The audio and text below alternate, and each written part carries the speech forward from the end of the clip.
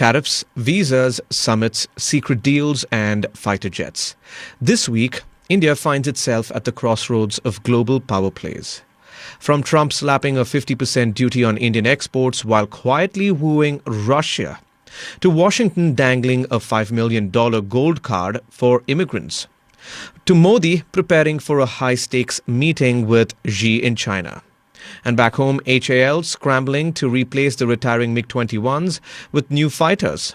It's a reminder that in geopolitics and defense, every move is connected and every detail tells a bigger story. Good morning and welcome to Top of the Morning by Mint, your daily smart briefing on what matters. From big moves in business to headlines shaping India and the world, we cut through the noise so you start your day informed and ahead. It's Wednesday, August 27th. I'm Nelson John. Let's get started.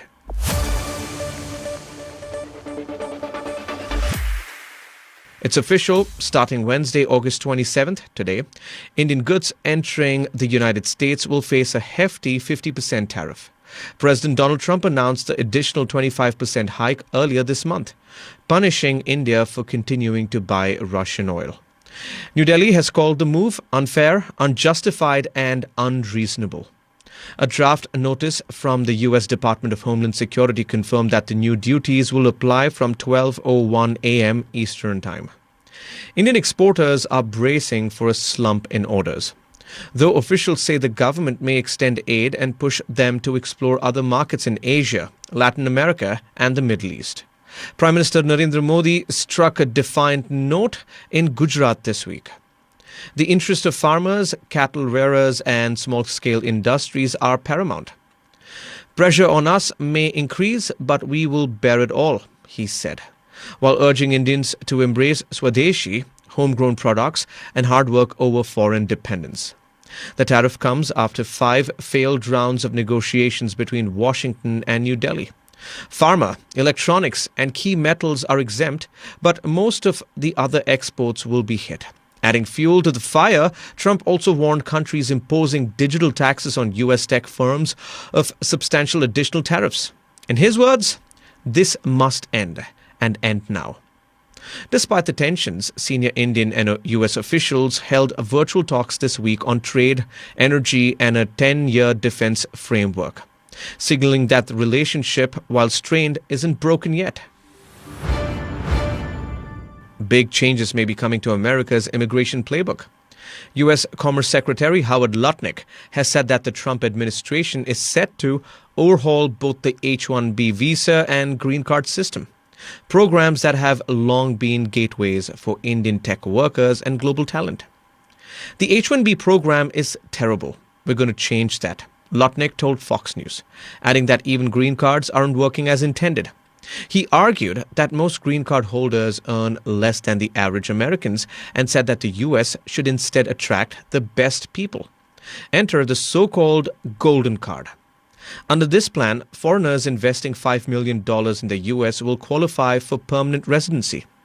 Lutnick claims there is already interest from about 250,000 applicants. Now that potentially brings in about $125 trillion. The shakeup doesn't end there.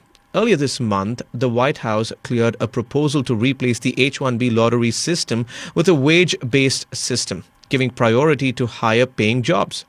Currently, 85,000 H-1B visas are granted each year through a random draw. But that new plan would rank applicants into 4 wage categories. For Indian IT professionals and students who have long seen the H-1B and green card as the ticket to the American dream, this shift could mean a tougher, more selective path ahead. Prime Minister Narendra Modi is heading to China next week for the Shanghai Cooperation Organization Summit in Tianjin, his first trip there in over 7 years.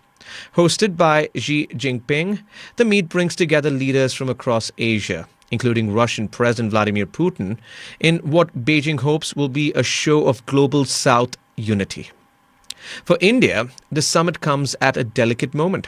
Relations with China have been tense since the 2020 border clashes, but analysts see that this is a chance for an incremental step forward, pulling back troops, easing trade barriers, and exploring new areas of cooperation. It's likely India will put recent SEO disputes behind and focus on sustaining a relationship with China, said Eric Olander of China Global South Project. Xi, meanwhile, wants to showcase what a post-America-led world might look like, using blocks like SEO and BRICS to counter US's influence. The summit will be the largest in the group's history, with 10 members including India, China, Russia, Iran and Pakistan. Modi is expected to hold a handful of bilaterals on the sidelines, possibly even a trilateral with Xi and Putin. While he'll leave after the summit, Putin will stay on in Beijing for a military parade.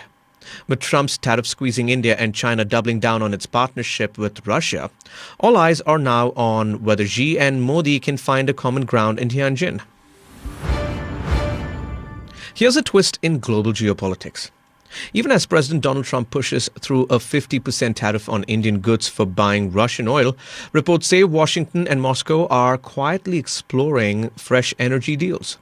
According to Reuters, U.S. and Russian officials have discussed bringing ExxonMobil back into Russia's Sakhalin-1 oil and gas project, 3 years after the American giant pulled out when sanctions hit following Moscow's invasion of Ukraine.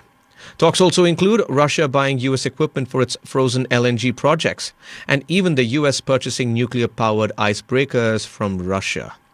The reported proposals surfaced during U.S. envoy Steve Witkoff's visit to Moscow earlier this month, where he met President Vladimir Putin and investment czar Kirill Dmitriev. One source told Reuters that the White House was eager to announce a big investment deal after the recent Alaska summit, as Trump looks to claim a diplomatic win. But the timing is striking. India is being punished with steep duties precisely for sticking with Russian oil. Half of Trump's tariffs are already in place. The rest will take effect today, August 27th. So while New Delhi is squeezed for its energy ties with Moscow, Washington may be quietly cutting its own deals with the Kremlin. What this really means is energy politics remains the hardest currency in geopolitics. Hindustan Aeronautics Limited, HAL, is preparing to seal a deal worth $1 billion with GE Aerospace for 113 additional GE 404 engines to power the Indian Air Force's light combat aircraft, the LCA Mark 1A. The order follows the government's recent clearance of a 62,000 crore plan to buy 97 more jets on top of the already 83 existing orders in 2021. Back then, HAL had contracted 99 GE 404 engines. The first engine was delivered in March, with 12 expected this year and 20 annually thereafter. Now, with nearly 200 Mk1As in the pipeline, HAL needs a fresh batch of engines to keep pace. The Mk1As will replace the aging MiG-21s set to retire this September. But delivery delays have raised concerns. The first batch was due in March 2024, but the Air Force is still waiting. Air Chief Marshal A.P. Singh recently said that he doubted HAL's ability to meet critical timelines. Beyond the Mk1As, HAL is also in talks with GE to jointly produce the more powerful GE 414 engine in India for the LCA Mark II program. The deal, worth another $1 billion, includes an 80% transfer of technology, a key step in New Delhi's push for defense self-reliance. As PM Modi reminded in his Independence Day speech, building jet engines at home is not just about planes. It's about India's journey to becoming a developed nation by 2047. That's all for today. Thank you for joining in. We're looking forward to our next Top of the Morning episode, which will be packed with the latest news. Until then, this is Nelson John signing off. Have a great day.